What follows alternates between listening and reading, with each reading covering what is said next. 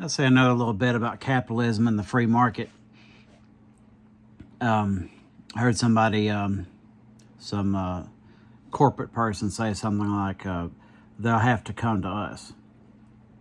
And that kind of reinforces what I was saying a long time back. I've said for a long time back that free market and capitalism are not the same thing. They're at odds.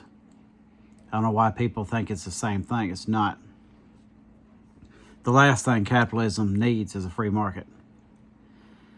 They don't want you to have any options. They don't want you to have any freedom. They want you to have to deal with them and no one else. And aside from that,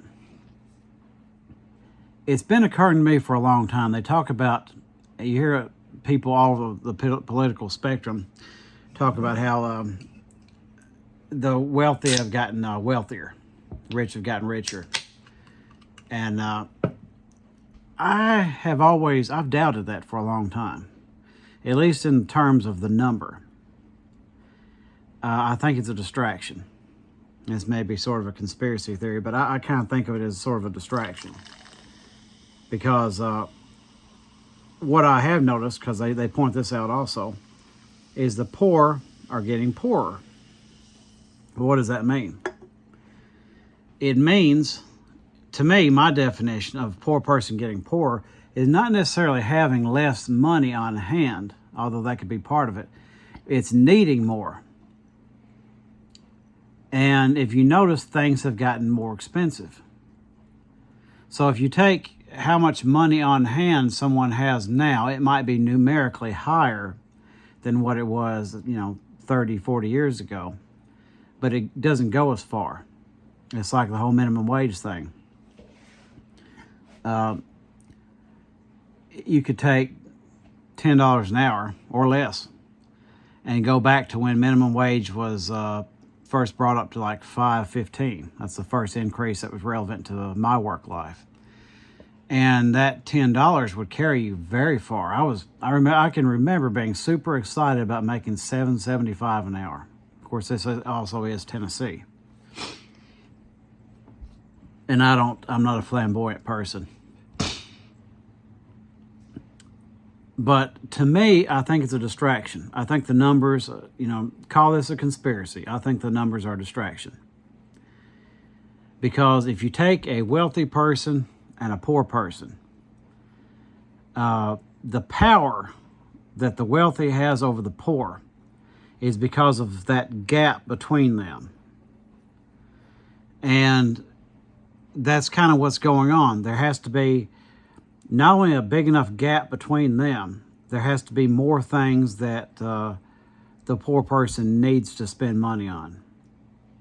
Healthcare, education, stupid licenses and this and that and fees and regulation, all this different stuff they have to pay for, registrations, mandatory insurances. So, and those are at liberty, capitalism, they are at liberty to go up because the person has, the customer has no choice but to buy those things. So you want to get a good idea about what kind of a free market we do not have in this country. Mandatory insurance, auto insurance, is one of those things. They can charge you whatever. What are you going to do about it? How many competitors do you have for electricity? You don't. You got one. You got one for water. You don't have a whole lot even with phones. So it's not a free market. It's capitalism. It's not a free market. So, as I said, the power that the wealthy person has over the poor person is because of that gap. So, what if it's complete fiction that the wealthy are getting wealthier as far as like having more monetary units? What if, and they talk about the economy getting better, getting worse. What if that's all a lie? What if it's all some sort of code for something else? Because if this wealthy person actually technically has less, the only choice they have is to try to make this poor person poorer, to keep that gap. Because that would happen. You know, if a wealthy person gets less wealthy, what they need is they need the poor person to get more poor. Otherwise, they lose their power. You know, it's like if you have a person that wins the lottery or inherits a whole bunch of money from their parent, and they say they're a cruel person. They might not have any power over this or that person unless there's some sort of financial hardship that happens, or something serious like a tragedy, an injury, disease, you know, house fire, something like that. If that happens because of the poor person having lost something, the wealthy person gains power. They didn't gain anything else. They had stayed the same as far as their numbers go. But the poor person lost something. So they've effectively become richer compared to that poor person. And I think that's actually what's really going on. I know I've said something kind of similar in other videos, but I think that's actually what's going on. That's why things are getting more expensive, and they haven't raised minimum wage, or if they do, by the time they raise it, it's going to mean so little that it's going to be pointless,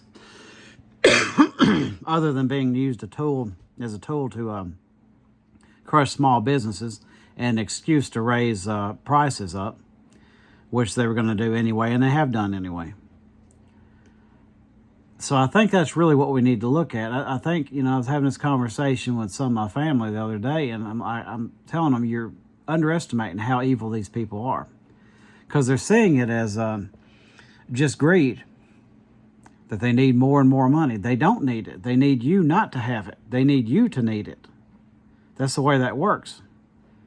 You know, if I'm a super wealthy person, I don't have to gain a penny as long as you lose a penny.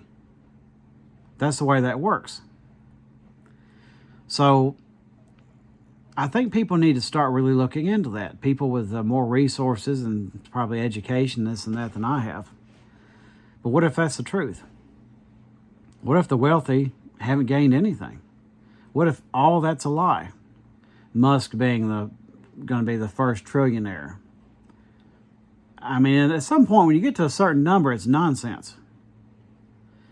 And, you know, I would have to think that this is something I don't understand about capitalists, too.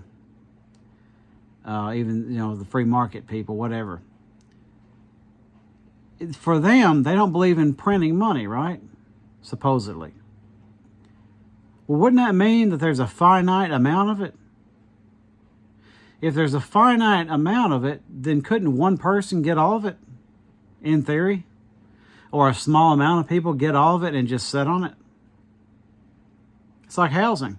There's going to be a finite amount. They talk about that when immigrants, the talk of immigrants comes up. They suddenly realize how finite housing might be. But if it is,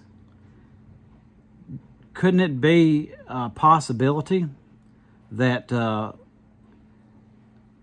small amount of people could just get all the houses and then nobody could ever own anything? And that's how you can sort of just dial how poor people are and how much work you can get out of them. If you own the person's house and you're the person's employer, makes it pretty easy, doesn't it? You need more work out of them, well, raise their house payment up, their rent. You might have connection to electricity and the water, raise that up. And that's kind of what the goal is. It's about control. And, you know, there's the worst part that's just even beyond fathoming for most people. If they can't do that,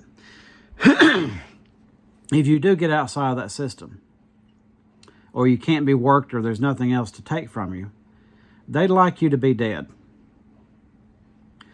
One thing they cannot stand is a person, and, you know, not just somebody that's handicapped or something like that they can't use, or too old or something like that. If you're just content, you're secure, they hate you. They hate that because they're not. Because a person that's not wealthy, that is completely secure, is not a slave to wages or anything like that. they're so much stronger than a wealthy person. Because these wealthy people, despite how cult-like capitalists, when I give them credit, they don't work at all. And that's the whole point in holding on to that money. They don't work. And they don't want to work. Not for themselves. Not for anybody. They want to get all these houses and luxuries and cars and this and that, and they want somebody else to take care of them. They don't want to do anything. They want to have everything, but they don't want to do anything. That's the wealthy in a nutshell. And that's why the people they hate the most are poor people, self-sufficient people. And they indoctrinate people to think that those people are not self-sufficient, that they're needy. And they're wanting something for nothing. And they're wanting to have things without having worked for them. It's crazy how they've gotten enough people to believe that. So it's just some thoughts that was going through my head. Some of which I know I've said before. But I'd really like people to wake up on this sort of thing. You know, capitalism and free market, it's not the same thing. It's at odds. It competes against each other. Capitalism does not need a free market. A free market is a huge enemy to capitalism. Not just socialism. Capitalism is completely evil. I'm sorry, it is. There's no way around it. And people downplay it as it's just trying to make a profit. No. If that's all it was, wouldn't be a major issue. You know, I buy a comic book from one person for $5, another person wants it, and they're willing to pay $10. Hey, I made $5. And they want to act like, oh, well, you should be mandated to only sell it to them for $5. No, it's not that at all. It's way worse than that. It's seeing the desire of making the $5 and deciding, you know what, if I could somehow stop this person from eating and have full control of their eating and their water and their heat and the rest of their electricity and their gasoline and their health care and their education, that's what that is.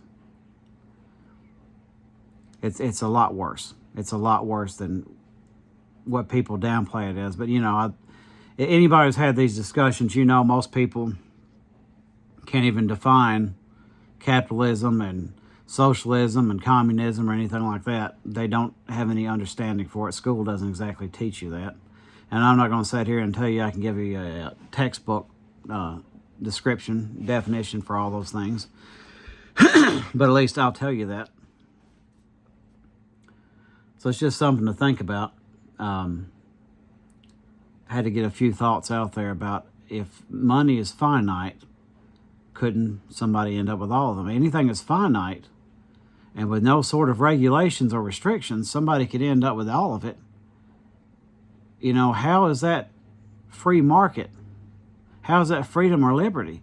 We're at constant odds, at constant threat of losing freedom and liberty. Because if you're a tenant and as opposed to a homeowner, you've got far less freedom.